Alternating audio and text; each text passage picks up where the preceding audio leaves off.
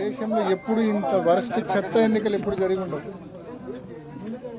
BTech Ravi అనే వ్యక్తి, ఆదినారాయణ రెడ్డి అనే వ్యక్తి, భూపేష్ అనే వ్యక్తి, పుత్తా చైతన్యారెడ్డి అనే ఎమ్మెల్యేలు, అవుట్ సైడ్ కాన్స్టిట్యున్సీ వాళ్ళు అందరూ విచ్చలవిడిగా వేల మంది, ప్రతి బూత్ దగ్గర 100 మంది, 15 బూతుల దగ్గర కలిపి కొన్ని వేల మంది బూతుల దగ్గర ఉండి మా ఏజెంట్లను రానియకుండా, మా ఏజెంట్లు వస్తా అంటే పేపర్లు చించుతూ, మరోవైపు మా వాళ్ళు ఎవరైనా వస్తే పోలీసులు అడ్డుకుంటూ, అంటే కేవలం పోలీసులు ఏం పని చేస్తున్నారు ఇక్కడ అంటే వైసీపీ ఏజెంట్లను కూర్చోకుండా వైసీపీ నాయకులు కార్యకర్తలు ఎవరైనా బూత్ దగ్గరికి వస్తే చెదరగొడుతూ కేవలం తెలుగుదేశం పార్టీకి సంబంధించిన ఇతర నియోజకవర్గాలకు సంబంధించిన నాయకులందరినీ అక్కడ గుమికూర్చి, అంటే వాళ్ళు ఓపెన్గా చెప్తున్నారు 10 వరకు 11 వరకు మేమే ఓట్లు వేసుకుంటాం, 11 తర్వాత మీరు వేసుకోండి అని చెప్తా ఉన్నారు. సిగ్గు లేకుండా నిస్సిగ్గుగా ఎన్నికల కమిషన్ ఉందో లేదో తెలియదు, దున్నపోత మీద వర్షం పడినట్టు ఉంది, ఏ మాత్రం స్పృహ చలనం లేనే లేదు.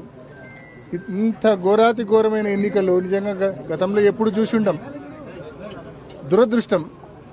Sad state of affairs.